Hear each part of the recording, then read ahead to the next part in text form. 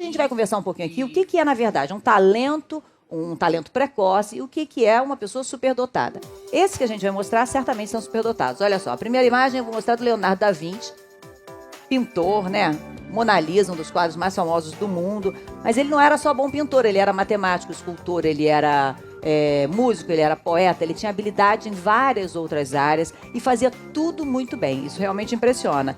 A outra imagem que a gente vai mostrar é de um músico austríaco, um compositor austríaco, Wolfgang Amadeus Mozart. Esse também, olha, com 5 anos já começou a compor música clássica. Quer dizer, não é uma coisa que qualquer pessoa faça, mesmo que seja talentosa, tenha habilidade para música. Não vai ser com 5 anos, às vezes que já vai começar isso, né? E a outra imagem, Albert Einstein, quando a gente fala em cientista, muitas vezes a gente imagina essa figura, né? A gente se acostumou a olhar para o Einstein e imaginar um físico alemão que é essa a imagem do cientista. Também estudou, revolucionou a ciência, a teoria da relatividade, se fosse possível assim explicar rapidinho, né? Estudou a comparação entre espaço, tempo, gravidade, tudo em geral que para nós fica muito difícil de entender, para essas pessoas é algo completamente que surge para elas, é claro para elas. Aqui no Brasil, a gente tem dados do IBGE que dizem que de 2 a 3% da nossa população é de superdotados. Ou como alguns especialistas preferem, pessoas com altas habilidades e às vezes em várias áreas. A nossa produção teve em Londrina para conhecer como funciona o Núcleo de Altas Habilidades e Superdotação, que é um grupo de estudo, é uma iniciativa do Ministério da Educação exatamente para ajudar crianças que estão em escolas públicas e que têm uma inteligência considerada acima da média. Vamos conhecer esse núcleo então. Sempre diz que superdotado é aquele tipo super mesmo, que faz medicina e direito com 10, 12 anos. Eu imaginei, gente, superdotada, né? Imagina. Primeiro foi um espanto. Depois eu comecei a pensar, mas, eu superdotado? Foram os professores da escola que perceberam que Cecília e Elias tinham alguma coisa de diferente dos outros alunos. A sala de aula parecia pouco. Eu me sinto diferente, mas não maior que ninguém. Os adolescentes foram encaminhados para o Núcleo de Altas Habilidades e Superdotação de Londrina, um complemento ao ensino regular. Foi outro mundo quando eu cheguei aqui. Era muito diferente meu comportamento em casa do meu comportamento no colégio. Em casa eu estava ali com meu pai, montando motor, desmontando rádio e tal, e no colégio eu estava bagunçando. Ele vem muitas vezes com uma habilidade ou com um indicativo. E a gente até brinca, ele vem com uma corda. E a gente dá outras cordas. Conforme eles vão puxando, a gente vai soltando. Eu faço filosofia, jogos, música e física. Paixão brota um pouquinho mais na física. E foi nessa disciplina desafiadora que Cecília e Elias encontraram um caminho para desenvolver suas altas habilidades. Com a orientação dos professores, os dois criaram uma mão biônica. Uma prótese de mão biônica, mas não uma prótese normal, uma prótese de baixo custo, né, para que todas as pessoas tenham acesso. A justificativa desse projeto é atender a maior parte da população que não tem condições financeiras. Então fomos procurando materiais alternativos. O projeto da mão biônica, feita de fios de nylon e tubos de PVC, foi apresentado na Feira Brasileira de Ciências e Engenharia e será desenvolvido a partir de agora, junto com os formandos de Engenharia Elétrica da Universidade Federal de Londrina. A gente entende que o nosso limite é aqui, mas que os nossos alunos têm asas, são como flechas, né? Fico feliz porque eu orgulho meus pais.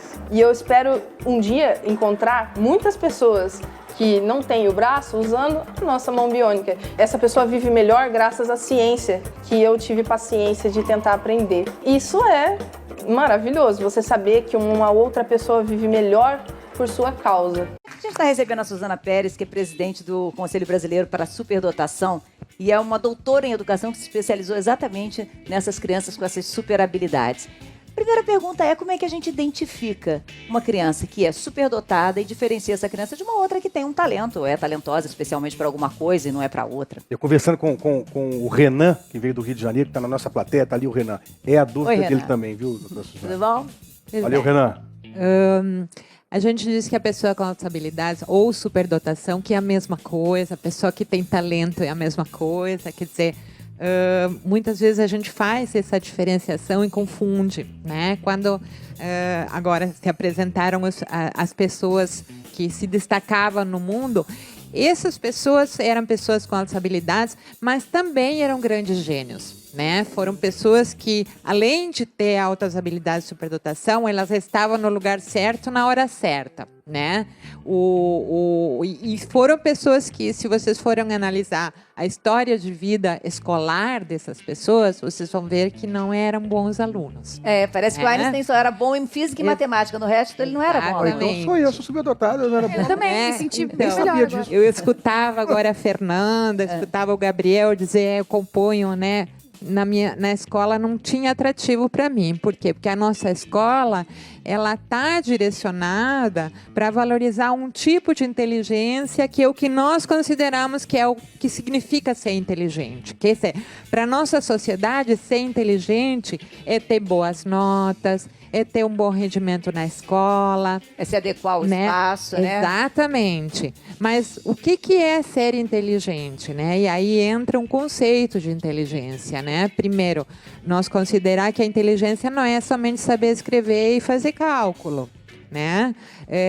Que ser inteligente não é apenas ter boas notas na escola, né? Então, considerar que nós temos muitas inteligências, né? Nós temos, no mínimo, 8 inteligências diferentes. 8? Então, nós podemos ter altas habilidades de superdotação na área corporal sinestésica, na área do teatro, né? Na área da música. Inclusive, E não necessariamente em outras áreas. Inclusive, eu tenho aqui o meu produtor musical, o Rafael André, que ele toca vários instrumentos. Ele tem aptidão para vários instrumentos e, inclusive, grava também. Grava nos meus discos, ele tem um estúdio. Pois é, e essa é uma das questões que a gente vê. Então, essa capacidade acima da média, essa pessoa com altas habilidades de superdotação, ela se destaca em alguma área do conhecimento, não necessariamente na escola. E não né? O professor, por exemplo, na escola, você acha que ele tem condição de avaliar que essa criança... Não, mas deixa eu terminar com a definição para as pessoas não ficar com dúvida. Tá bom, desculpa. Então, essa capacidade acima da média, mas tem também criatividade, né? Que a gente vai ver aqui, que viu nesses meninos ali, e tem também um envolvimento com a tarefa. São pessoas que dedicam muito tempo a essa área na qual elas têm capacidade acima da média. Tem um interesse maior, delas, né? É a paixão delas, né? Então, essas três, digamos assim, esses 3 grandes grupos de traços que definem uma pessoa superdotada, com altas habilidades, talentosa, chame como quiser. É diferente e tem que ser respeitada por isso, né? O número de alunos que nós temos nas escolas é muito grande. Nós temos de 2 a 3 alunos por sala de aula. Que seriam superdotados, que são superdotados. Com certeza. E aí, como é que o professor identifica? Não tem formação. O Ministério de Educação oferece formação para que os professores possam oferecer o atendimento educacional especializado em salas de recurso, mas na área de altas habilidades não tem essa formação. Tem para a área da cegueira, da deficiência física, da deficiência visual, mas não para as altas habilidades. Esse núcleo que a gente viu em Londrina, ele existe em outros estados? Quer dizer, além do Em Paraná? todos, na verdade, assim, os núcleos eles foram criados em 2005. Foi uma demanda do Combrage também, né, de toda a sociedade. O que eu digo assim, dessa comunidade que a gente tem que ter, né, de pessoas com altas habilidades, porque são pessoas que têm diferenças e que precisam lutar por esses direitos, né? Esses núcleos existem em todas as capitais de estado, mas não todos funcionam bem. Tem estados em que está totalmente desativado, tem estados como Londrina, que também tem muito essa questão do entusiasmo dos professores que investem nisso, porque às vezes não é nem o estado, às vezes o estado investe. O Paraná é um exemplo do país em termos de atendimento às altas habilidades, mas tem estados em que o diferencial é esse entusiasmo dos professores. Agora, eu fiquei preocupado que você diz 2, 3 pessoas acima da média, superdotadas, e elas não são descobertas pelos professores. Qual é a consequência emocional para essas crianças? Pois hoje nós estávamos conversando com as famílias ali no camarim, né, e eu disse, não, mas meu filho é normal, meu filho não tem nada de diferente. Por que a gente não respeita essa diferença? né? Eu acho que a gente tem que se dar conta de que a pessoa com essa habilidade superdotada, ela não é melhor do que as outras. Mas ela é diferente e tem que ter esse direito a ser respeitada na sua diferença. Pensa diferente, tem interesses diferentes, né? Se ela não for aceita, vai achar assim, puxa, eu tenho alguma coisa de errado, né? Porque ninguém diz que eu sou diferente, mas eu me sinto diferente, eu sei que sou diferente. Será que eu sou doente? Será que eu tenho, né? Fernanda, você com 4 anos, começando a interpretar, você em algum momento começou a se sentir diferente das suas amigas, porque você já tinha um trabalho? Não sei se eu tinha esse pensamento de ser diferente, mas eu gostava muito, aquilo que ela falou da dedicação. Eu tenho muita paixão até hoje e eu vejo que isso era meu desde criancinha e acho que os pais eles têm que enxergar isso de uma maneira para aceitar que a criança tem essa paixão e que é inerente e às vezes é um dom mesmo. No meu caso, eu não escolhi ser atriz, eu nasci atriz, eu nasci assim. Você lembra de quando, assim, começou isso? Eu tenho uma história que eu, com 3 anos, fiz um comercial que não deu muito certo, porque eu não reagi bem, minha atuação não foi incrível. 3 anos. Com 3 anos eu fui gongada, não ficou bom. Mas aí, com 4 para 5, eu fiquei vendo as crianças na televisão, fazendo comerciais, e pedi pro meu pai. Falei, pai, fala pra aquele seu amigo que trabalha com publicidade que agora eu quero fazer. E os meus pais me estimularam e foram me estimulando. E tudo que eu, hoje em dia já tem 25 anos que eu trabalho com isso, começou ali. Então, acho que tem que ser estimulado mesmo para a criança poder render. E talvez se meu pai e minha mãe não tivessem me deixado fazer comercial, eu não tivesse trabalhado como atriz. Eu teria me comunicado talvez de outro jeito, numa faculdade de jornalismo, fazendo, sei lá, comunicação social, mas talvez não fosse atriz. A gente vai mostrar uma cena, então, de você atuando Ai, bem meu mais Deus. novinha aqui hoje. Em Dona Isabel, essas meninas estão ficando mais frescas do que cachorro de pelo tingido. Eu não sou cachorro. Mãe, não leva nele. Chega, tá bem? Chega.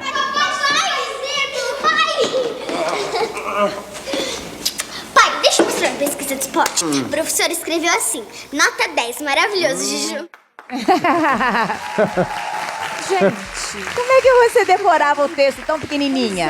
E eu decorava. Minha mãe ficava preocupada nos testes dos comerciais que eu chegava e queria brincar.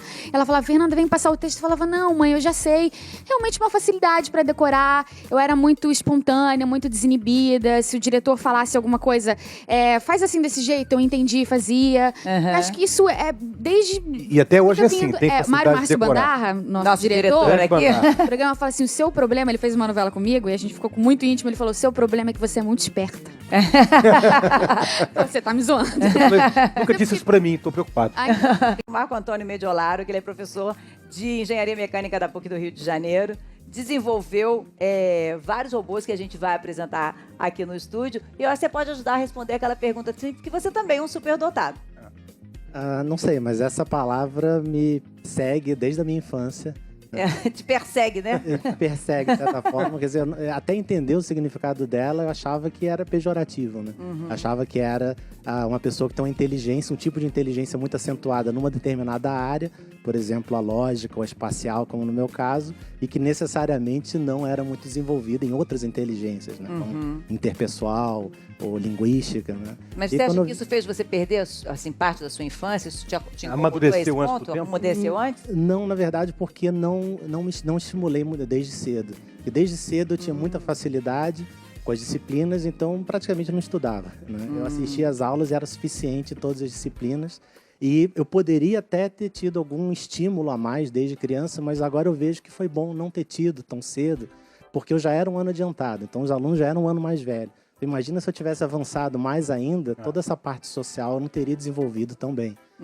Foi só quando eu cheguei já aos 13 anos é que eu comecei a ter algumas aulas particulares que meus pais promoveram lá, de aulas mais avançadas de matemática e física, né? E então foi que eu fui me preparando para as Olimpíadas de Física, Olimpíada de Matemática. E aí ganhou, né? Ganhei a Olimpíada Estadual de Física, depois consegui ganhar a Olimpíada Brasileira de Matemática, fui para a Olimpíada Mundial na China, ganhei a Ibero-Americana na Espanha. Então foi maravilhoso para mim, né? O último ano Mas que eu você acha fiz, que veio na hora certa? Eu acho que veio na hora certa, porque o último ano que eu fiz antes do vestibular, eu fiz numa turma especial, né, uma turma preparatória específica, né, na turma só dos 30 alunos, né, selecionados, e foi o ano que eu mais aprendi. Né? Eu não vivi muito naquele ano socialmente, mas valeu a pena. Né? Eu acho que se tivesse sido mais cedo, teria sido mais traumático para mim. Agora, me diga uma coisa, seu interesse pelos robôs começou quando? Começou desde criança. Vou te pedir só uma pausa pra gente mostrar uma cena que ele vai trazer alguns robôs pra cá, mas a gente pediu pra ele não trazer alguns, porque realmente o cenário tá tão novinho que eu fiquei com medo. Dá uma olhada no que eles fazem. Minhas crianças.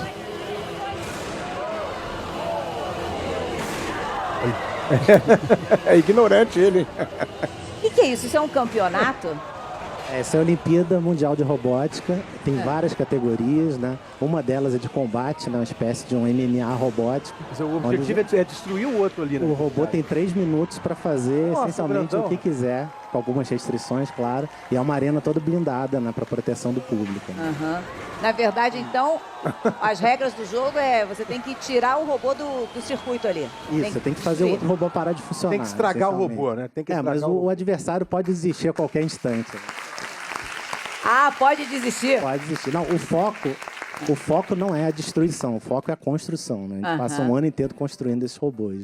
Bom, nós estamos de volta. Eu estava conversando com o professor Marco Antônio e queria saber se você hoje, como professor, identifica outros talentos. Ah, com certeza, né? A gente fica exposto a muitos alunos, né? Eu já dei aulas para mais de 800 alunos, então desse meio você encontra pessoas muito talentosas e você até se surpreende com a capacidade delas, né? Tá aqui hoje, então, o João Luiz é um Ramos. exemplo deles, né? Ele entrou para a equipe, né? Que desenvolve robôs para competição e realmente foi um destaque muito grande. O que a gente vai conhecer agora? Também você é o Daniel. Daniel também aqui com a gente para a apresentação dos robôs. O que vocês vão apresentar primeiro? A gente vai apresentar primeiro um robô de dança, é o PsyVolt, é o robô que ele foi campeão mundial de dança nos Estados Unidos, Olimpíada de Robótica.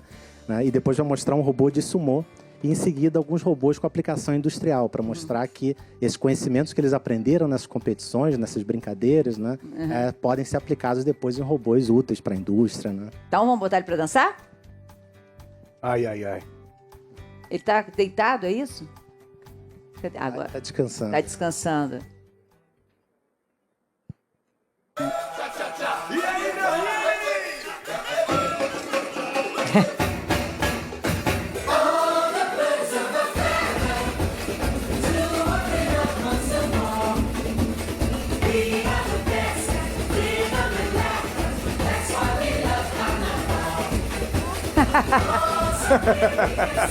Quanto tempo para desenvolver um robô desse? Esse robô, para programar todos os movimentos, foram alguns meses. É? Esse o desafio deles é a programação, né? Nossa! É quase um pouco a dança do passinho, né? Agora vai ser um pouquinho de hip hop.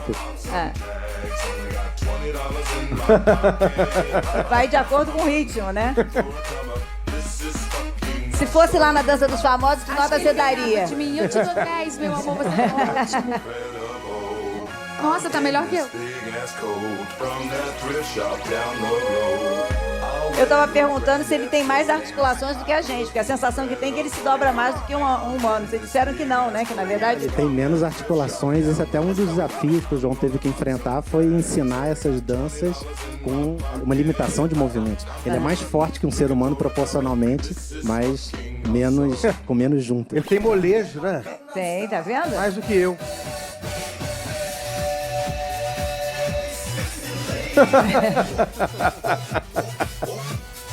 Essas foram as músicas que foram apresentadas para que ele ganhasse esse Mundial? Exatamente, foi essa sequência, uma sequência de 2 minutos. A gente escolheu essas 3 músicas para mostrar a versatilidade dele.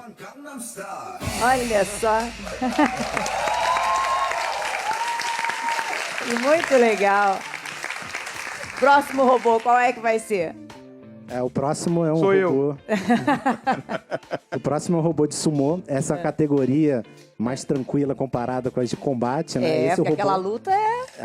Esse robô só tem que empurrar o adversário para fora desse dojo, parecido com um sumô. Né? Só que esses robôs são muito rápidos, muito fortes. Eles têm ímãs ali embaixo, então eles são capazes de empurrar uma pessoa. E ele é pesado? É mesmo? Ele só tem 3 quilos, na categoria de 3 quilos, mas ele consegue levar 50 quilos facilmente. Ele anda, sobe Pesado parede. mesmo? Por causa do ímã, se quiser... não Tirar tira ele não. do chão ele é equivalente a... E no caso, ele tá reduzido pra gente fazer do programa, mas é equivalente a 100 quilos. 3 quilos, mas com magnetismo fica 100 quilos de peso. Bem puxado. E ele vai ter que fazer o quê? Ele tem que empurrar aquele lá? Aquele ali Não, já é não. o robô industrial.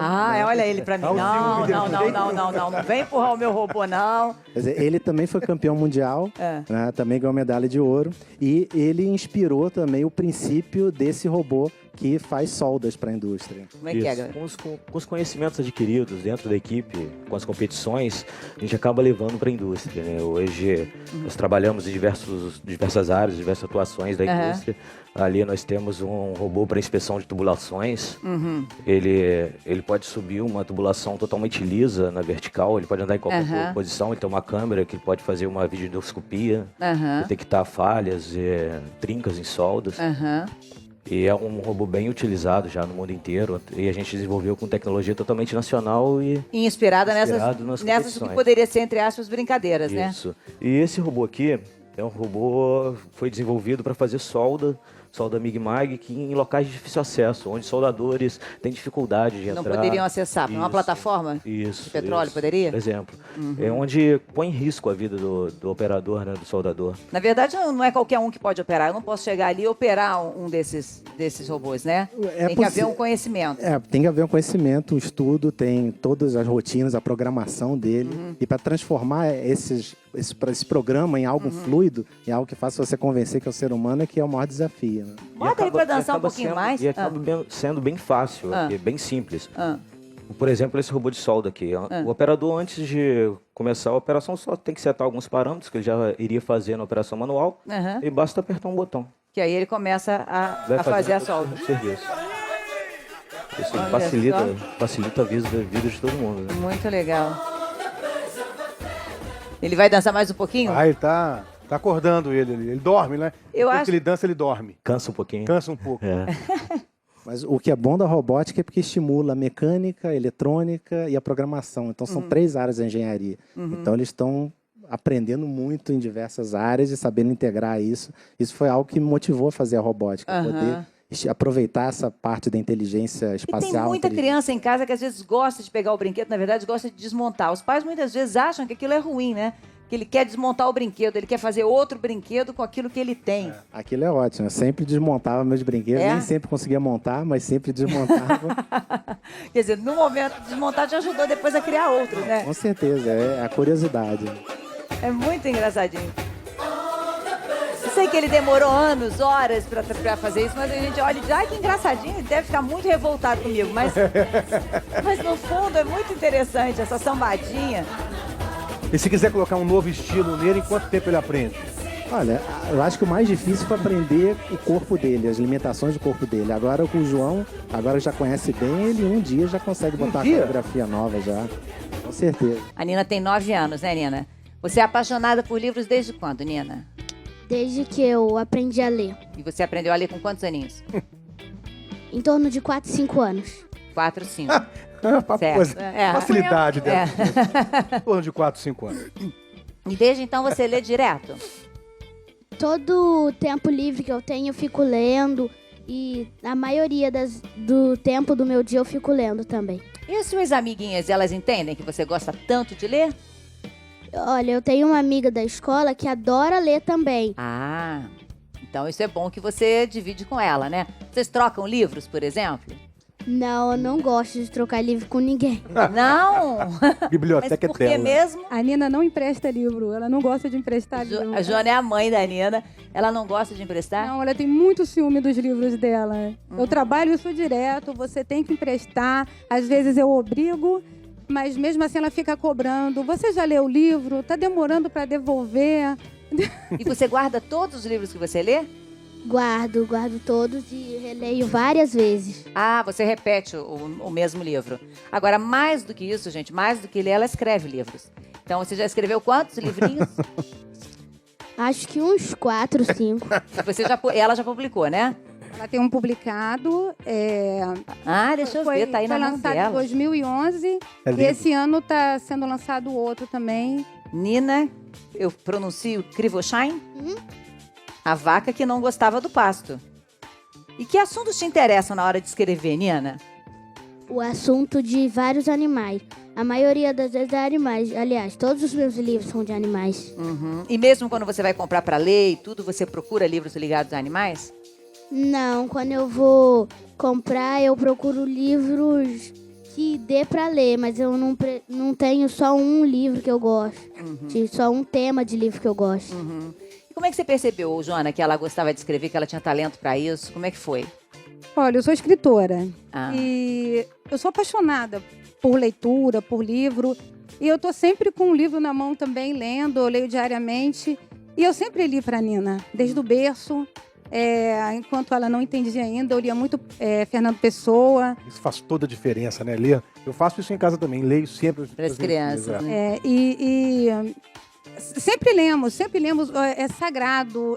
As pessoas me perguntam como que se constrói um leitor, né? Eu falo assim, primeiro você tem que ser leitor, e segundo, é uma obrigação, é uma coisa assim prazerosa, mas que eu acho que toda mãe, todo pai deveria fazer, que é ler diariamente, né? Então a gente tem um momento de leitura do dia, que a gente lê toda noite, sempre que a gente pode, não é sempre que a gente pode, mas assim, sempre que dá, a gente lê junto. E eu tenho um plano de leitura com a Nina, a gente lê Clarice Lispector, a gente lê não só livros infantis, que a gente lê muito, mas a gente lê... Eu arrisco um pouco. Vai estar apresentando outras coisas e se ela gosta, ela né? Ela é apaixonada. Você acha que ela é superdotada? Não. Não? Nunca pensei nisso. Não? Não, eu nunca pensei. Nunca fez uma avaliação sobre isso? Nunca pesquisei. Eu sempre associei o fato da Nina escrever, o fato dela gostar de ler, é uma coisa natural, uma coisa passada de mãe para filha. Mas, mãe, você acha natural ela com essa idade fazer crítica de ler outros livros? Ela lê e faz a crítica. A gente, quando a Nina era menorzinha, eu não faço mais isso, mas eu li uma história e lia toda, e depois eu lia de novo, e na metade eu fechava o livro e falava para ela mudar o final. E a partir daí a Nina começou a reparar coerência, começou a reparar um monte de coisa. E hoje ela é perita em achar erro. Ela procura erro em livro, ela adora achar. Até ilustração. Essa ilustração aqui... Terror das editoras. Descobrindo os defeitos dos livros todos. Não, mas aí tem um lado positivo também, que tem a editora, tem a editora Faces, que é a editora que está publicando a Nina esse ano, que vai lançar o segundo livrinho dela, que manda original para ela avaliar. Então, ela avalia eles não falam nada que querem, manda original e ela fala tudo o que ela acha. E, geralmente, o que ela fala é o que eles queriam saber. Laí, comentários aí? Tem uma pergunta que me chamou a atenção, aquela primeira ali. De que forma, a gente disse ali que 2, 3 alunos por sala, né? São superdotados e não são diagnosticados com isso. Eu, como professor, identifico um aluno superdotado de que forma? A Ares está perguntando. Suzana. A gente usa, em primeiro lugar, esse professor tem que ser qualificado para isso. Quer dizer, os professores, eles estão com esse aluno uma boa parte do dia. São pessoas que têm uma formação pedagógica para fazer isso, né? Então eles é que estão capacitados para fazer essa identificação. Infelizmente isso não ocorre, e não ocorre por falta de formação do professor. Eu sugiro o seguinte: exijam de suas escolas, exijam das suas secretarias formação, porque o professor tem esse direito e as secretarias de educação, as escolas têm essa obrigação. Existe o que se chama do PAR e do RENAFOR, que são programas do governo federal para formar professores. Se o professor não exigir essa formação da sua escola, essa escola não vai exigir da secretaria, essa secretaria não vai exigir do Ministério de Educação essa formação. Se não houver formação, como identificar? Muitas vezes o que acontece é passar a criança para uma série seguinte. Isso vai resolver? Exatamente. É uma questão que é muito séria. Eu, particularmente, sou muito contra a aceleração no ensino fundamental no Brasil. Não sou contra a aceleração se a aceleração fosse bem feita. Acontece que na nossa legislação, a aceleração prevista é só empurrar o aluno para o professor para o outro professor. Então, esse aqui está me dando transferir o muito problema, trabalho, eu me livro dele e passo para a série seguinte. Aí o que acontece? Esse aluno pode ser muito bom na matemática, mas não necessariamente no português. E quem é que vai dar conta dessa lacuna que ficou lá quando ele foi empurrado para o professor da série seguinte, né? E aí é que aparecem aqueles problemas emocionais que esse telespectador referia. Perde a infância. Perde a infância se a gente não tiver cuidado com essa infância. Então, se existisse, como deveria existir, como está previsto na legislação, um enriquecimento curricular para as crianças na escola, onde nós pudéssemos desenvolver robôs, onde nós pudéssemos desenvolver a música, o teatro, né? Não seria necessário acelerar. Essa criança se encontraria em alguma outra área. Exatamente, como acontece nos NAS hoje. Ali eles têm os seus pares, tem essa criança que tem uma forma de pensar diferente, mas ele também tem que ser respeitado dentre seus iguais, com a mesma idade, né? É nós que criamos o preconceito. É nós que dizemos quais são os problemas que essa criança pode ter. Eu acho ótimo que a gente fale sobre isso, exatamente para a gente ver que essa é mais uma criança que pode ser diferente, que merece ser respeitada em todos os seus direitos, em todas as suas diferenças, para que ela consiga um espaço para ser feliz.